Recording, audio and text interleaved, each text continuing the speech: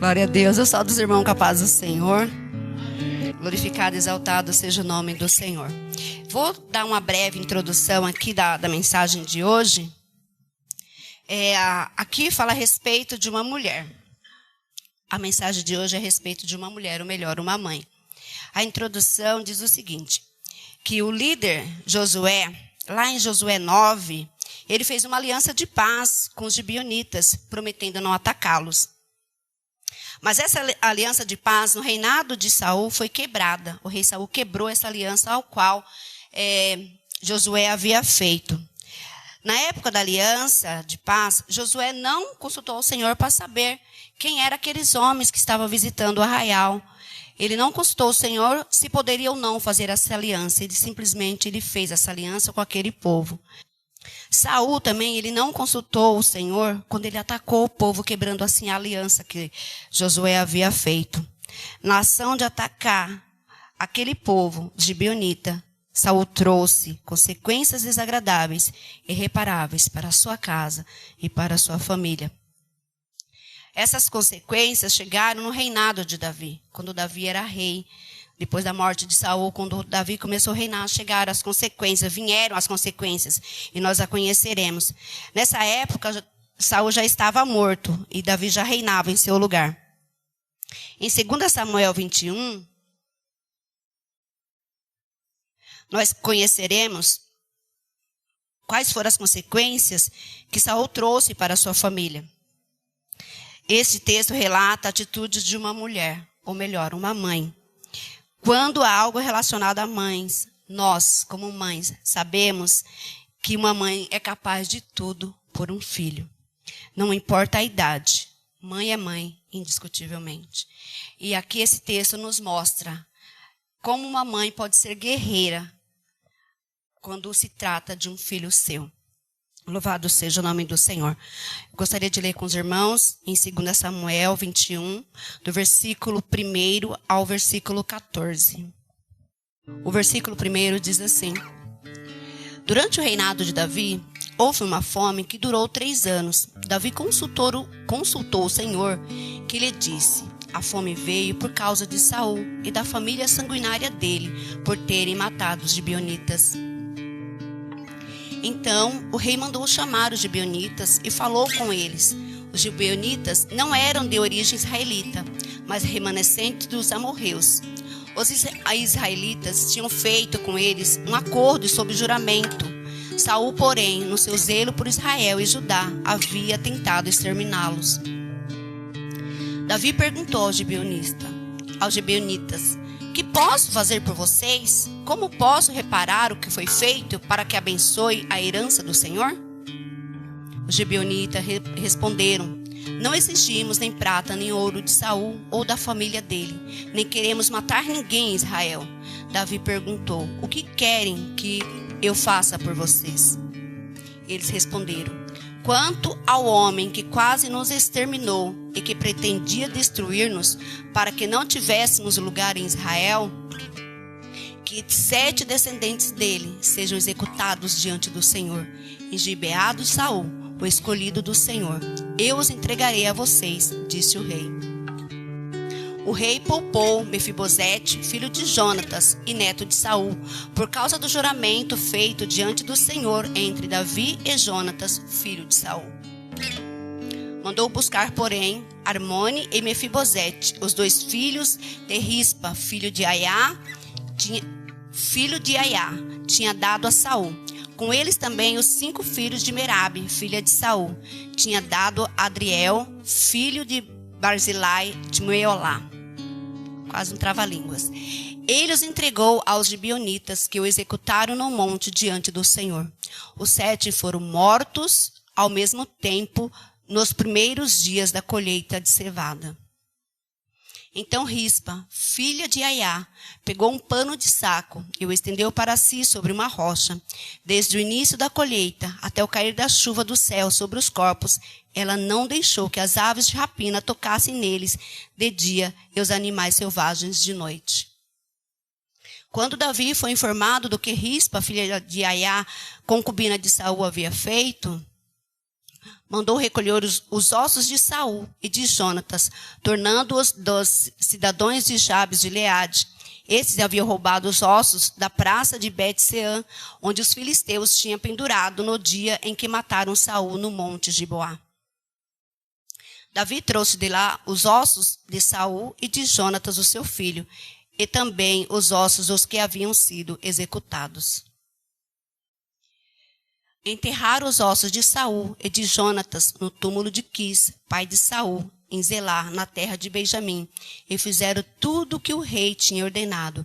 Depois disso, Deus respondeu às orações em favor da terra de Israel. Amém? Vamos orar? Amado e querido Deus, diante da tua presença, nós nos colocamos nessa noite, Pai, para ouvir da tua palavra, Senhor. Nós te louvamos pela tua graça e misericórdia para com as nossas vidas. Nós te louvamos, Senhor amado, e te agradecemos pela tua misericórdia para com a nossa família, Senhor. Pai querido e santo, fala aos nossos corações, Pai amado, nesta noite.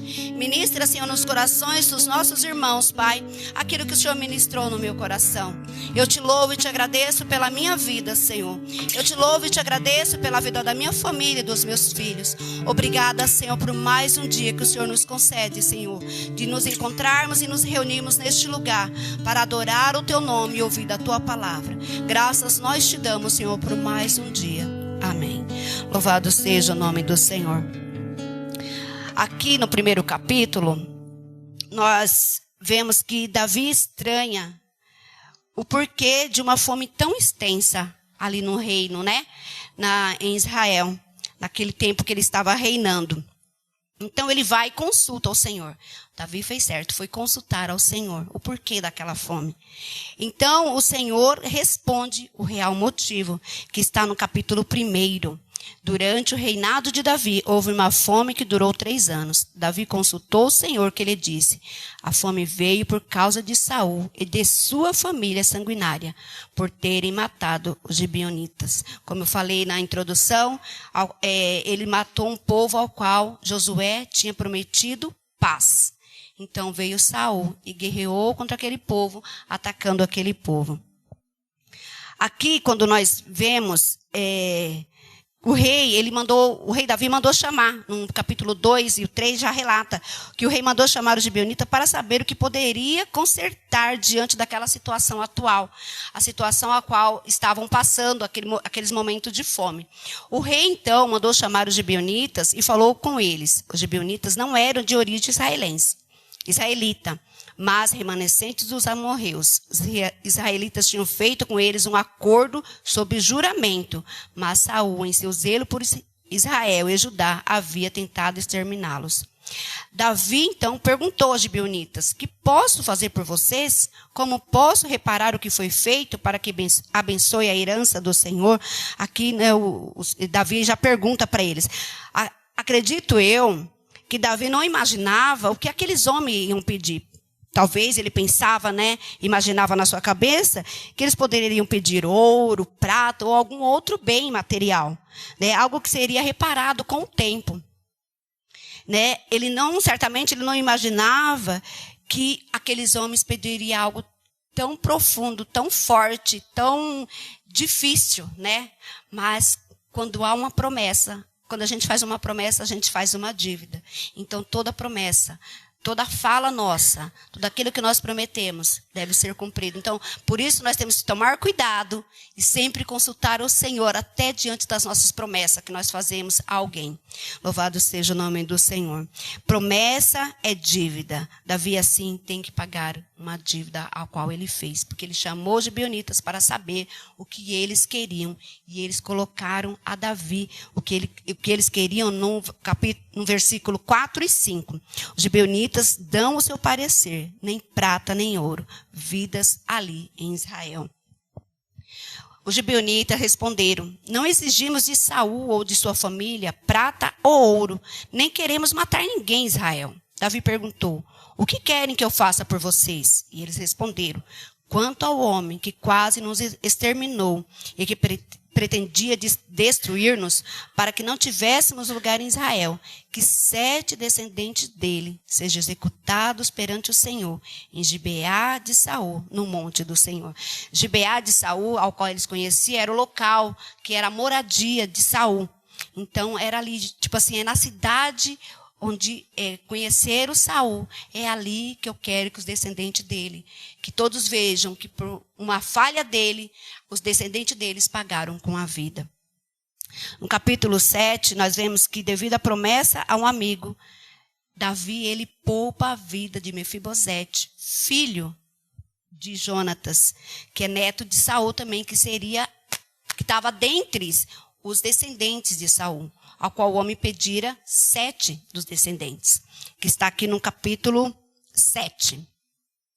O rei, no caso Davi, poupou Mefibosete, filho de Jonatas e neto de Saul, por causa do juramento feito perante o Senhor entre Davi e Jonatas, filho de Saul. Já no capítulo 8, Davi não tem como voltar atrás. Ele perguntou o que queriam. Então Davi mantém sua palavra e entrega 2 filhos de Saul e 5 netos da mesma família. 7 homens foram executados. Os 2 filhos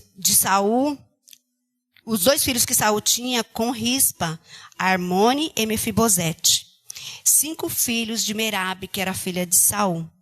No versículo 10, nos relata sobre Rispa, essa mulher, uma mulher forte e uma mulher determinada. Mas antes nós leremos aqui, voltaremos e leremos no capítulo 8, no versículo 8, perdão. Mas o rei mandou buscar, depois que ele poupou a vida de Mefibosete, filho de Jonatas, ele mandou buscar Armone e Mefibosete, os 2 filhos que Rispa, filha de Aiá, tinha dado a Saul. Com eles também os 5 filhos de Merabe, filha de Saul, que tinha dado a Adriel, filho de Barzilai de Meolá. No versículo 9 diz assim: ele os entregou aos gibeonitas, que os executaram no monte perante o Senhor. Os 7 foram mortos ao mesmo tempo nos primeiros dias de cevada. Aqui no versículo 10 já fala sobre Rispa. Rispa foi uma mulher forte e determinada a cuidar dos seus filhos, mesmo sem vida. Essa mulher nos chama atenção porque ela não estava defendendo a vida dos filhos. Ela estava defendendo apenas corpos que já não havia mais vida. E aqui nós vemos uma mulher que foi forte e foi determinada a guardar. E a determinação dessa mulher chamou a atenção do rei. Davi, então, ele se comove com a atitude daquela mulher perante os filhos. Ela passou um tempo que não foi fácil, não foi um dia, não foi 2 dias, foi durante a colheita, até o chegar da chuva. Aquela mulher ficou dia e noite cuidando dos corpos dos seus filhos, que não havia mais vida. A história não fala de Merabe, mas a ação de Rispa é a nós contada nesse texto. 2 mulheres, 2 mães que perderam seus filhos no mesmo dia e horário, por uma atitude inconsequente de um líder patriarcal daquela família. As nossas atitudes refletem na nossa descendência.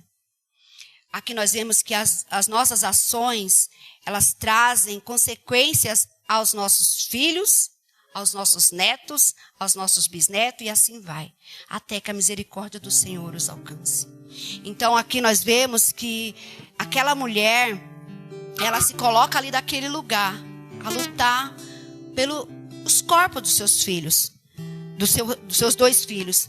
A atitude dela é uma atitude de uma mulher que já não tinha mais, ela não tinha esperança, porque já não havia mais vida. Tem um dito popular que diz que enquanto há vida há esperança.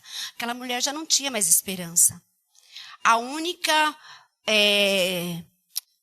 esperança, a única ação dela era esperar que alguém visse e se comovesse com ela naquele momento e desse um enterro, um enterro adequado aos seus filhos, não deixasse que eles ficassem ali. Nós vemos no versículo 10 uma mãe incansável, Não havia mais vida, mas existia amor. O amor de uma mãe que lutou novamente para cuidar dos corpos dos seus filhos falecidos. A dor da perda é indiscutivelmente dolorosa, dilaceradora. Agora imagina cuidar dos corpos sem vida. Olhar sem poder trazer-lhes vida. Mas bravamente ela se coloca a guardar os seus filhos no seu trabalho. Seu trabalho era árduo, de dia protegia-os das aves de rapina, que são aves carnívoras. À noite ela cuidava para que os animais não devorassem os seus filhos, os corpos dos seus filhos, né? Conosco, irmãos, não é diferente. Quantos dias, tanto mães quanto pais, passaram noites preocupantes. Falo mais mãe porque normalmente o pai está cansado porque teve um dia longo de trabalho, né? Hoje a maioria das mulheres trabalham, mas acredito que quando nós somos mãe, parece que quando um filho está doente não existe o cansaço, não existe um limite para nós. Mesmo que às vezes nós estamos sentados com o filho, eu falo isso porque já aconteceu comigo, mesmo que a gente esteja com o filho, com febre ou com alguma, mesmo que a gente esteja ali, sabe, de vez em quando dando uma cochilada, a gente está segurando o filho no colo. Para mim não foi nenhuma nem duas vezes, foi por diversas vezes que isso aconteceu. De eu ter, encostar, né, sentada, falo isso do meu filho, o Johnny, que é o segundo. Teve momentos que quando ele teve uma pneumonia com derrame, então ele chorava, ele sentia dor no corpo todo. Aqui ela sabe, né? O que acarreta, né? Até eu encontrar um médico que descobrisse o que ele tinha, até fazer o processo necessário para tirar o líquido que tinha ali no pulmãozinho dele. E ele tinha 1 ano e 5 meses. Então eu passei noites e noites sentada com ele num colo, porque ele não dormia. Aí o que eu fazia? Encostava, aí colocava ele num colo, colocava um travesseiro embaixo do meu braço, encostava no cantinho da cama para não cair, sentada com ele, tentando cochilar um pouco. Então nós sabemos que é difícil. É difícil para nós quando há um filho doente. É difícil para nós quando há um filho com algum problema. É difícil para nós quando há um filho nas drogas. É difícil para nós quando um filho não ouve os nossos conselhos. É difícil para nós todos os dias como mães. E aqui nós vemos que como pais, as atitudes de um patriarca reflete na sua descendência. E nós vemos aqui como é importante o homem buscar do Senhor pela sua família, pelos seus filhos, pela sua descendência. E aqui nós vemos que a mulher deve ser corajosa. Não há limites para uma mãe. Não há limites para uma mãe buscar o melhor para os seus filhos diante do Senhor. Tenho certeza que tem mães aqui que seus filhos não estão na casa do Senhor. Talvez já estão afastados ou talvez ainda não conheceram o Senhor. Então, tenho certeza que a oração é constante. Eu falo isso com propriedade, porque a oração de uma mãe é constante. Quando nós oramos pelos nossos filhos, nós, na maioria das vezes, não há nem palavras, há lágrimas. Mas mesmo quando há lágrimas, elas são recolhidas e ouvidas pelo Senhor. Então, nós, mães, um conselho, não cessem de orar pelos seus filhos, independente da situação ao qual eles estão vivendo. Porque o Senhor ouve sim a oração de uma mãe. O Senhor ouve o pedido de um pai. Então que nós como pais e mães, vocês como pais e nós como mães, não cessemos de buscar ao Senhor pelos nossos filhos. Hoje os nossos filhos estão vivos. Ainda há esperança. Então, não desistamos dos nossos filhos. Talvez você diga, meus filhos não dão trabalho. Glória a Deus por isso.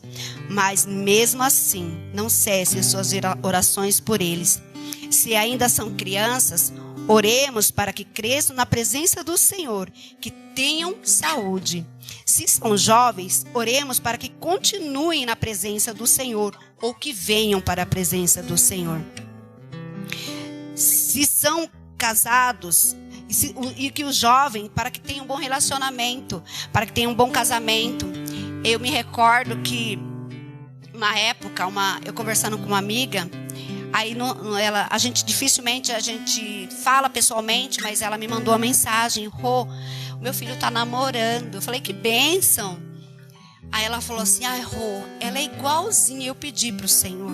Eu achei aquilo tão lindo, porque ela pediu para o Senhor uma nora, uma pessoa para o seu filho. E ela falou assim: eu busquei do Senhor. Então eu achei lindo essa atitude dela. E eu vi como é importante nós buscarmos, sim, pedir para o Senhor: Senhor, o meu filho é jovem, ele vai se casar, que o Senhor prepare uma boa esposa. Ou para o filho, que o Senhor prepare uma boa esposa, que sejam principalmente pessoas temerosas ao Senhor. E um fato que me chamou a atenção, e eu não esqueci, quando a irmã Lena fazia retiro, em um dos retiros, uma das ministrantes falou assim, que o filho dela estava afastado da casa do Senhor. Mas ela falava: Senhor, ele está afastado, ele está longe da tua casa. Mas prepara, Senhor, uma moça que te conheça. Mesmo se ela estiver afastada, ela ainda tem o seu temor. Então, Senhor, que ele conheça alguém que tenha o seu temor, mesmo se ela não estiver, porque vai ser difícil ele chegar, ele conhecer uma moça que está dentro da igreja, porque ele está fora. Mas lá fora o Senhor prepare alguém. Eu achei também muito lindo essa atitude dela. Então eu tenho feito essa oração para minha filha: Senhor, prepara um rapaz, um homem que seja um homem temente ao Senhor, mesmo que ele esteja longe do Senhor, mesmo que ele não esteja na casa do Senhor, mas que ele tenha o temor do Senhor. Porque mesmo afastado, irmãos, quando a gente conhece o Senhor, quando a gente tem o temor do Senhor, mesmo afastado, nós sabemos que tem coisas que nós não devemos fazer, porque temos a consciência de que o Senhor está vendo. Eu falo isso porque eu falava para o Senhor: Senhor, me perdoa, eu sei que o Senhor está vendo, me perdoa. Então eu tinha o temor do Senhor, estava longe da casa, mas eu tinha o temor do Senhor, ainda carregava esse temor. E isso é importante, quando nós carregamos o temor do Senhor, a gente pensa antes de agir. A gente fala: acho que isso, Senhor, vai desagradar o Senhor, mesmo que nós erramos, porque nós somos falhos. Nós somos falhos, e quando nós estamos longe do Senhor, mais falhos ainda somos, porque a tendência da carne é buscar coisas da carne.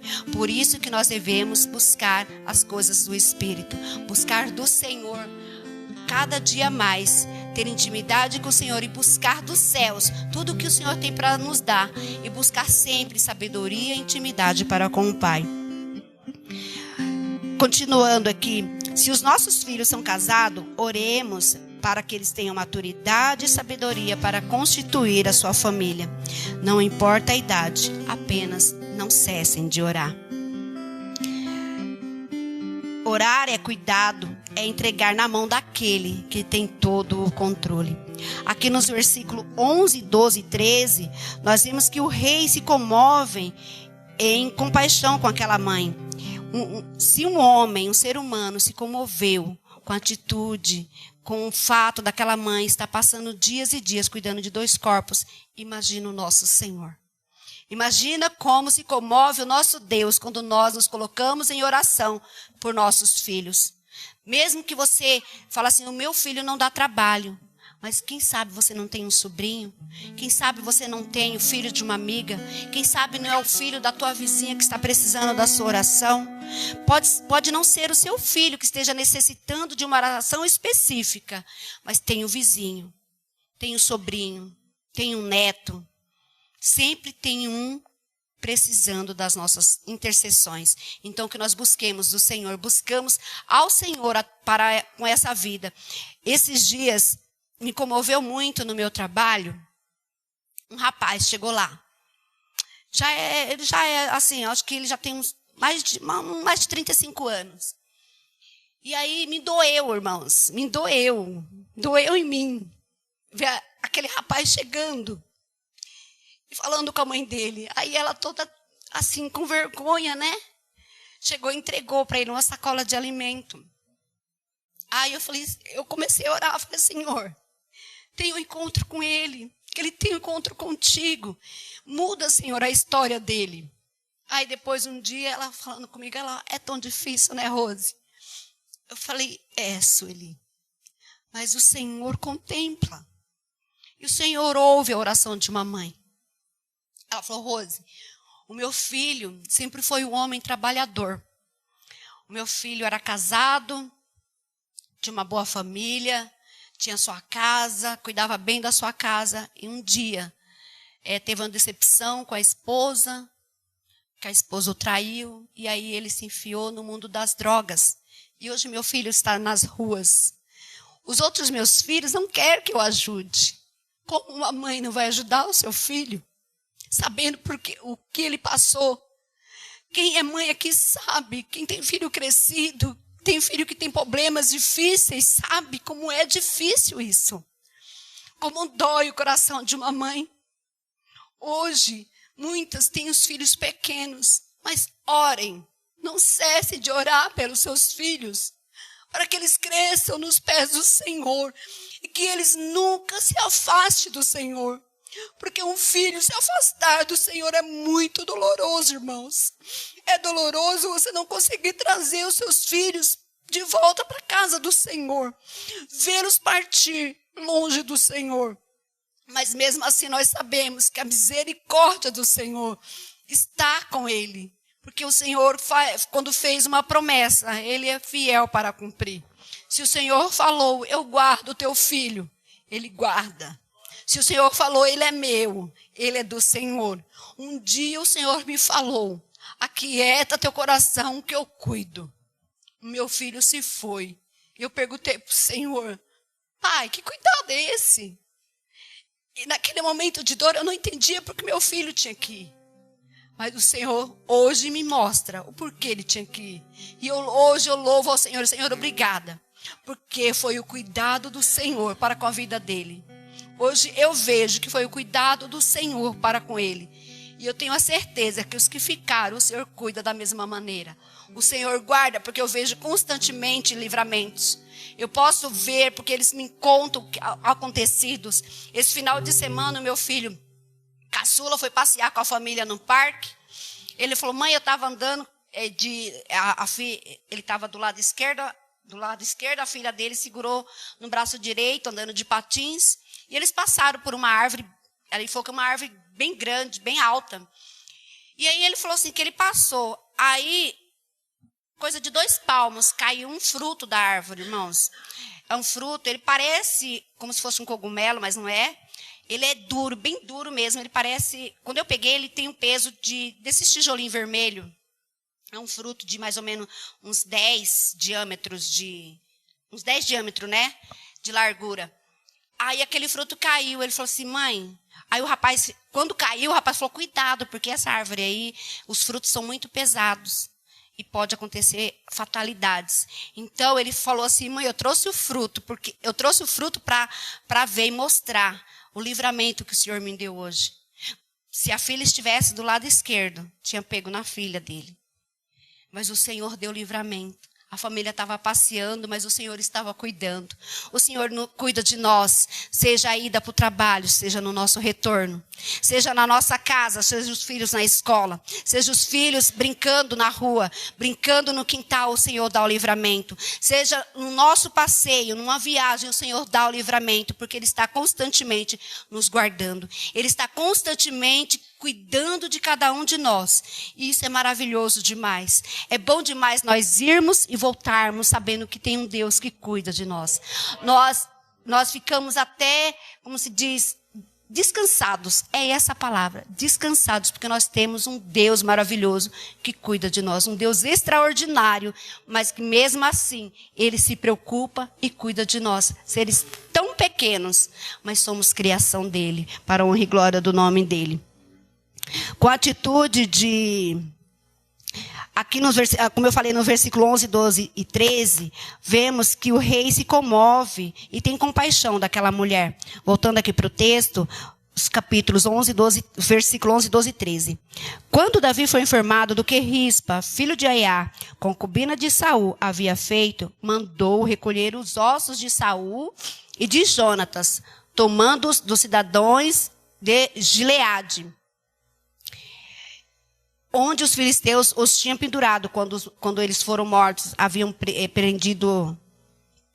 pendurado o corpo de Saul e de Jonatas, no dia em que mataram Saul no monte de Gibeá. Davi trouxe de lá os ossos de Saul e de seus filhos, recolhidos dentre os ossos dos que haviam sido executados. De lá ele trouxe Saul, porque foi lá que Saul morreu. Aí ele trouxe junto aqueles 7 descendentes de Saul. Um rei, um homem, se comoveu com aquela atitude daquela mulher. Um homem, irmãos, que é cheio de falhas, cheio de erros, se comoveu. Quanto mais o nosso Deus, como ele se comove com os nossos pedidos, com as nossas orações em relação aos nossos filhos. Se ele se comoveu, imagina o nosso Deus. Quando oramos, o céu se move. Quando a mãe chora, suas lágrimas são recolhidas. O Espírito Santo as recolhe e leva a Deus como gemidos inexprimíveis. No versículo 14, nós vemos a atitude diferente de 3 homens. Aliás, nós lemos no versículo 14. Mas aqui nesse texto nós vemos a atitude diferente de 3 homens. Josué, Saul e Davi. Josué, ele não consultou ao Senhor quando ele se aliançou às gibeonitas. Saul não consultou ao Senhor quando ele foi atacar os gibeonitas. E Davi, ele consultou ao Senhor a respeito do que estava acontecendo. Aqui nós vemos a importância de consultar ao Senhor. O não consultar traz consequências, muitas vezes desagradáveis, mas o consultar o Senhor, quando nós consultamos o Senhor, nós temos a resposta. Davi, ele consultou o Senhor a respeito do que estava acontecendo e o porquê da fome. Então aqui nós vemos que Davi, ele foi buscar do Senhor a resposta, e o Senhor tinha a resposta. E no 14 nós vemos que depois do acontecido, do pedido dos gibeonitas, da conclusão do que eles foram buscar, nós vemos que Deus responde à oração em favor da terra de Israel. Versículo 14. Enterraram os ossos de Saul e de Jonatas no túmulo de Quis, pai de Saul, em Zelá, na terra de Benjamim. E fizeram tudo o que o rei tinha ordenado. Depois disso, Deus respondeu às orações em favor da terra de Israel. Então, a consequência de Saul trouxe fome para uma nação. A consequência de um líder, a atitude de um líder traz consequências para uma nação. Então, nós devemos tomar cuidado. O homem, como sacerdote do lar, deve tomar cuidado com as suas atitudes para não refletir amargamente na sua descendência. Para que nós mulheres, pelo menos, tenhamos um pouquinho de sossego, para orar pelos nossos filhos. Então, que nós prestemos bem atenção nas nossas atitudes, porque elas refletem futuramente na nossa família e na nossa descendência. E para concluir, é necessário consultar o Senhor para tomarmos decisões. E nós vemos que uma mãe deve ser incansável quando é necessário agir por um filho. Rispa nos ensina que o amor de mãe não tem limites.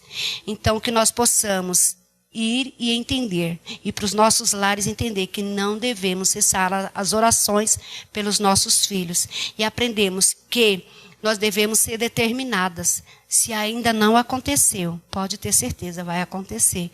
Se o Senhor fez uma promessa, pode ter certeza que vai acontecer. Porque quando o Senhor promete, Ele não é homem para que minta, nem filho do homem para que volte atrás. Ele promete e Ele cumpre as promessas que Ele faz a cada um de nós. Eu posso ver o cuidado do Senhor para com os meus filhos, porque um dia Ele prometeu, deles cuido eu. E hoje eu louvo ao Senhor. O que partiu, partiu para o Senhor. Os que ficou, são do Senhor. Eu os entrego e falo, Senhor, eles são teus. Antes de serem meus, eles são teus. Então, cuida deles, Senhor. Porque o Senhor é Pai. Os seus olhos estão onde eu não posso ver. A sua mão alcança onde eu não posso alcançar. A sua direção dá a eles decisão certa. Se eles não ouvem os meus conselhos, Senhor, que eles possam ouvir os seus através da sua palavra. Porque a palavra do Senhor aconselha o homem, aconselha a mulher, aconselha o jovem, aconselha a criança. Basta que nós estejamos atentos a isso. Então, que o Senhor fale mais a respeito desta palavra no coração dos irmãos. E nunca nunca cessem de orar. Você que é mãe, não cesse de orar. Viu? Não cesse de orar. Porque o Senhor vem com a promessa. E o Senhor vai responder a sua oração. Basta crer nisso e ter a certeza que o Senhor cuida. Amém? Palmas que louvem o Senhor Jesus.